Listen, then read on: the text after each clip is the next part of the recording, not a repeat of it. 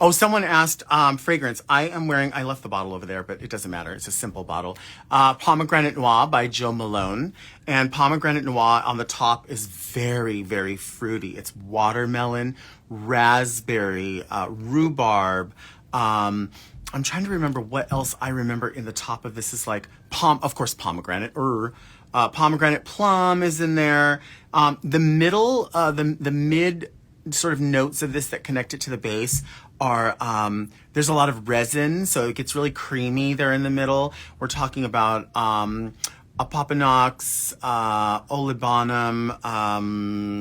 Well, their clove is not a resin, but clove is in there. It's pink pepper, and then the heart of this fragrance.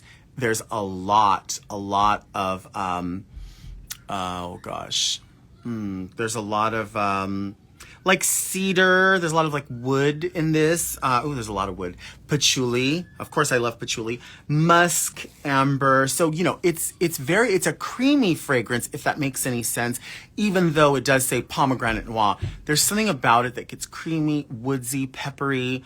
It's really, really beautiful. Pomegranate Noir by Joe Malone. How many sprays of perfume do you wear on your body? A lot, too much. Traditionally, it's a good idea if you are wearing fragrance to not spray the fragrance on your clothing. I know that's hard because you want everything to smell really good. The problem is if you are not careful and you get this and say you're like, oh, I don't want it to get on everybody. And say you get your perfume and you start going like this, the oil content will grab onto your clothing, and that oil is very difficult to get out of your clothes. So try not to do that. Obviously, behind your ears, or as they say, on your neck, here in your décolletage, you can do it on your wrists. You know what you'll see, and I've done it before, and sometimes just by force of habit, I do it too, but it's not a good idea, is to spray your perfume, right? You see that? And then to go like this. People go, oh, it smells so good. Try not to do that. What you're doing is you're breaking down the top notes of your fragrance. So you are immediately changing the composition of your fragrance and degrading it down to the dry down off the top. So if you're breaking those bonds of what's built in there. When you spray it on, you really should just let it be. And you'll be able to appreciate the invitation of the top notes. You'll be able to appreciate the heart of the fragrance and then the dry down in the way it's supposed to. But if you start rubbing it like that, you really are just breaking down the fragrance. I mean, you can do what you want. We all do. And I still do it by force of habit sometimes. If I'm just like flustered, or it's just, it is, again, force of habit. But if you want your fragrance to last as long as possible. Oh, perfume that I'm wearing. You know what? This is a perfume that I'm wearing, or this perfume that I'm wearing, I should say, is one that honestly, for me, my fragrance profile, I do love floral, but I normally love something that's woody in the base, or like woodsy in the base, spicy, and then a floral on top. So like a yellow floral. So I do like floral, but I like a heavy fragrance. I like a spicy spice market, that kind of thing. So this is something that I actually quite enjoy, even though it's not necessarily my exact profile. I really feel like I change my fragrances according to the weather. So when it's warmer, I like something a little bit lighter, just because that heaviness just doesn't, I feel like sometimes doesn't mix with me very well. And I don't want to smell like, I like the idea of musk in a fragrance. The idea of musk is usually in a base, but I don't want it to smell like must, if that makes any sense. So, I want to smell, I don't mind smelling musky, but you don't want to smell, let me speak that again. Let me speak that properly. I like the idea of a musky fragrance. I do not want to smell musty. There you go. Anyway, a company that I have many fragrances from. This is called Citrus 8 by Kayali. Their fragrances are always really, really, really good. The thing about this fragrance is the base of this is musk and oak moss, right? So you're getting sort of a bit of an aromatic in that way. That's the base of that. The top of this fragrance is like grapefruit for sure, pink pepper. I don't really smell orange in this, which, you automatically at least I do, I automatically think when someone says something is citrusy, I think, oh, there's going to be a lot of orange or tangerine or something. But the citrus in this is really the grapefruit, the pink grapefruit element. But then there's also, I would say like maybe like currant, like a black currant sort of is in this. I don't know if I said pink pepper. It's peppery. But what connects the two and what really sort of defies the name of this fragrance is the fact that there is like Bulgarian rose and like damask rose in this. So there is a creaminess in the middle that connects the two. But for me, this is significantly rose, even though it's significantly citrus. So if you like something that is a little bit aromatic, does have a rose element to it, but this is not rose like tea rose, so don't confuse it in that sense. It wouldn't be like tea rose, which I think is lovely. It's the Bulgarian rose and sort of that damask rose that in the heart of this connect the two, so they sort of make it so that they're not fighting with one another, if that makes any sense.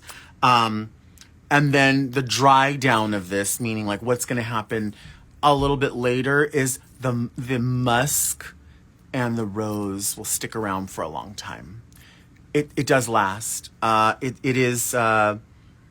It's not a strong fragrance, but it's a bright fragrance. It's a significant fragrance. It's warm weather. I feel it's quite approachable. It doesn't say like, you know, when you smell certain fragrances that are like spicy or woodsy or woody, you'll say, oh, that's very sexy. Like that's a sexy fragrance. Maybe this could be sexy in sort of a, like having sex in a meadow way, I guess. Possibly. I don't see a problem with that. But I consider this to be a fresh, clean, the rose in it, even though they are creamy types of roses, when they hit that grapefruit and that pink pepper, they just brighten. It just brightens up. For me, this is not necessarily, I don't consider this necessarily a super young fragrance, and I don't consider it a super mature fragrance. I think this would be safe for someone who wants to wear fragrance during the day. Yeah. It's really nice. The name of this is Citrus number 8, Citrus 08 by Kayali. I have maybe 5 of their fragrances, and I like them all. If you're a vanilla person, I promise you, get Kayali 28. I promise you, I will fight you in the street if you tell me that it doesn't smell like the best vanilla fragrance you ever smelled in your life. I will fight you in the street because you'll be a liar. And I'm not a liar. You will love it. If you like vanilla, not this one. This is not a vanilla fragrance, but their other one, Kayali 28. Oh my God. The closest I could smell to that would be when MAC made shade scents called Velvet Teddy. It smells like that. Favorite Elizabeth Taylor fragrance is in the White Diamonds collection, and it is Diamonds en Rouge. Diamonds en Rouge. E-N-R, separate word, R-O-U-G-E. Very heavy, very strong. It's my personal favorite of, if I had to pick, well, I need to have 2 because I love Passion. I love the original Passion. But Diamonds en Rouge, because there's white diamonds, diamonds and rubies, diamonds and sapphires, diamonds and emeralds, white diamonds night, white diamonds, diamond splendor, sparkling white diamonds. There's also one I recently got, which is their anniversary edition, White Diamonds Legacy, which is beautiful. My personal fragrance, actually one that I wear all the time, I have like multiple bottles of, and I don't like to run out of, is Diamonds. Sorry, that the little thing came through and said, bitch, your phone's not charging. I took it off the charger, and now, even when I was live earlier, it was on the charger, but it wasn't on a I have a fast charger. It wasn't doing that. Your grandmother used to wear white shoulders. White shoulders, wear it and the world is yours. That was their tagline. I loved that. A floral Elizabeth Taylor was exclusively floral is Gardenia. Gardenia by Elizabeth Taylor. Also, one that people don't really talk about that much is Elizabeth Taylor Black Pearls is gorgeous. Black Pearls. It's very, very powdery. If you like a powdery fragrance and something that's I wouldn't say it's an erotic fragrance to me, but it's very it's warm and it's powdery. Bottle of perfume that I did not have before. This is I think a like second generation of this fragrance, or another version of this fragrance, because it originally was more expensive, and I never had the more expensive version. But I think it was a different formulation, and then they decided to reformulate it.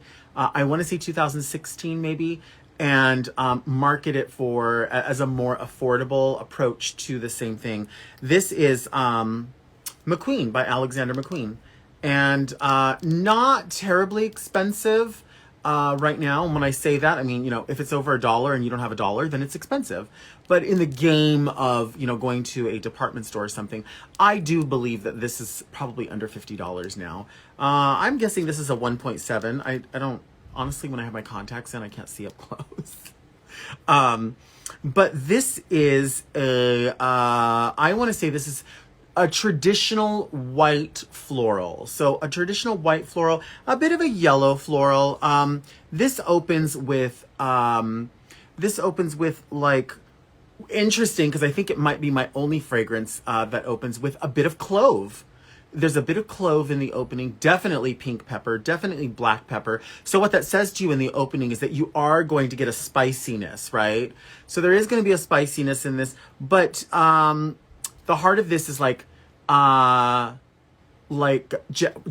sambac, tuberose, ylang would be in the heart of this. So very floral in the heart. That's where the white floral and the yellow floral come in. And then the base of this, straight up vetiver. And if you're not familiar with vetiver, there's different kinds, and it's essentially a woody smell. So it would be like earthy, green, woodsy, woody. Some people say woody, some people say woodsy. That's the base of this. So the base of this fragrance, what you're going to be left with is that. But what happens is, for me, the top of this burns off very quickly. So you are invited in with that sort of peppery bit. And then, you know, the heart, the earthiness of it in the base, earthy green base, is connected in the middle with the ylang flower, with the jasmine sambac, and then, of course, with the, oh God, what did I say? I just said it and I can't even remember what I said. Tuberose. Okay, so if you want to know what this smells like, so what does that boil down to? What does this smell like? Does it remind you of this? Does it remind you of that? What kind of fragrance is it? This really has a bit of homage to some very older fragrances, and what I mean by that is Elizabeth Arden. So when I smell this fragrance, and I do have it on right now, but it did kind of wear off already on me. But I feel like, like my mom wears a lot of fragrances. A lot of times I always buy my mom fragrance, but a lot of times I'll buy myself fragrance and then I'll wear it a little bit and I'm like, it's not strong enough for me, or it's not this way for me. So I'll pass it off to my mom. Just as like hey mom, you want this? So her, you know, her dressing table she probably has 300 perfumes on the table. And she has her favorites, but you know, she'll put them out. They'll always last on her. Fragrance always lasts on my mom, but my mom is someone who likes to layer. So if she doesn't have the body souffle, a body cream, or a body lotion to put on, she will put on an unscented lotion and then layer the fragrance over that, so it grabs on a little bit longer. And that's a really good sort of trick if you're looking for something to last a little bit longer. Also, my mother's, you know, she's in her early 70s. She's not, you know, running around. She's not a grown man in drag. So, you know, the things are going to last a little bit longer on her. When I say this fragrance has a nod to vintage, I really mean a nod to sort of 70s, 80s. This smells like two of Elizabeth Arden's fragrances. If you like a traditional white floral like Fifth Avenue by Elizabeth Arden, this will remind you of that. If you like Red Door by Elizabeth Arden, this will remind you of that. It is a very nice fragrance. You know, the base is woody. But for me, when it all burns down and a little, you know, because it's been on, I've had it on for maybe an hour and a half. So You know, after I got started getting ready, I put some on just so I could sort of smell it on myself and see where it burned down and see where it went. It burns down powdery to me. So it's like a powdery kind of fragrance. Chanel No. 5 is powdery and is also a white floral. But, you know, I remember seeing this advertised as somehow amber. And I don't really get amber from it. But, you know, everybody gets something different. I'm going to say, from my standpoint, if you like Elizabeth Arden, Red Door, or if you like Elizabeth Arden, Fifth Avenue, this would be something along those lines. That's the best way I could describe it. Marco, the fragrance is McQueen by Alexander McQueen. It's a reformulation of the more expensive brand. They reformulated it to be a little more retail friendly, and probably 6 years ago or so. So this is that, and it reminds me of, as I said, Fifth Avenue, and it also reminds me of Red Door, because it's a very stern, traditional sort of white floral, again, based in vetiver, which is, you know, woody, obviously, earthy, green. There's a type of Gucci Bloom, not Gucci Bloom, but Gucci Bloom Acqua de Fiori is very green, and I'm talking greenhouse. I'm talking about, like, it does remind me of going into the flower district in LA early in the morning, and when you're in the flower district, you smell the greenery specifically, and then you start to smell carnation and all that stuff.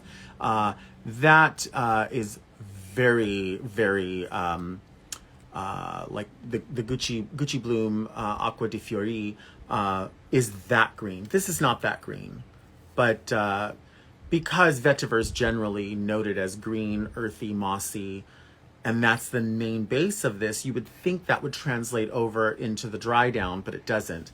It dries down, for me, powdery. So yeah.